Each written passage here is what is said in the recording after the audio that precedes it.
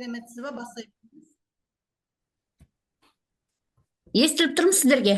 Естіліп тұр, айта беріңіз. Жақсы. Мен Шарипова Гүлмира Алтайқызы, 24-ші мектептен Шаған кенті, Абай облысы. Менің авторлық бағдарлама тақырыбым бабамыздың үні болған домбыра деп аталады.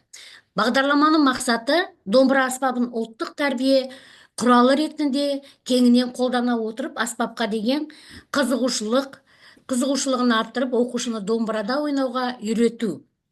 Міндеттері ұлттық аспап домбыраның құрылысымен танысу, домбырамен күй тартып, ән айтып үйрену, домбыраны нақышына келтіріп орындау, ұлттық дәстүр мен салт сананы жас жеткіншек бойына сіңіру, ұлт өнеріне деген қызығушылық пен сүйіспеншілікті арттыру.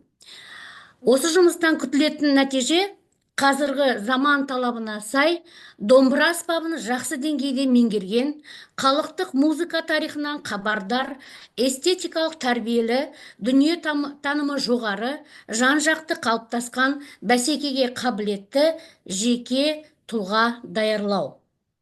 Жұмыстың өзектілігі бүгінгі таңда қазақ халқының ұлттық мәдени қайта өркендеуі жағдайында жеткіншек ұрпақты жан-жақты жеке тұлға ретінде тәрбиелеудің заңды қажеттілігі арта түсуде. Домбыра ерте заманнан бері халқымызбен бірге жасасып келе жатқан, оның рухани жан серігіне айналған музыкалық аспаптардың бірі. Сондықтан домбыра үйренуде оқушының бойында икем, талпыныс, сабырлық және төзімділік болу керек. Бабамыздың үні болған домбыра бағдарламасы бойынша жеке тұлғаға ұлттық аспаптар туралы мағлұматтар беріліп, домбыра аспабының құрылысы түсіндіріледі. Домбыраны қалай ұстау, домбыра тартқанда қалай отыру керектігі үйретіледі. Домбыраның құлақ күйін келтіру, домбыра қағыстарын үйренуге назар аударылады. Аспапты тарту техникасына көп көңіл бөлінеді. Үйірмеде топтық, жұптық және жеке оқушылармен жұмыстар жүргізіледі.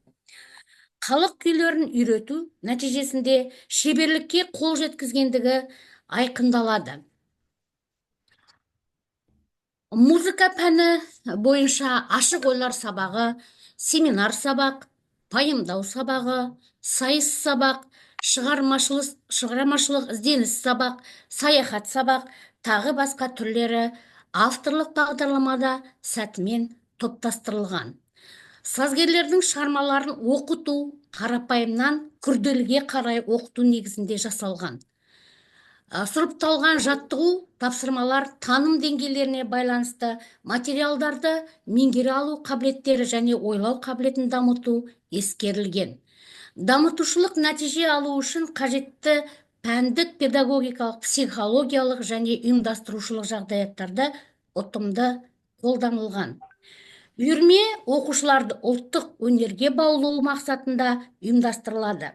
Үйірмеге домбыра аспабына қызығушылық танытқан, оны үйренуге ынталы 5-ші және 9-ші сыныптардың оқушылары тартылады.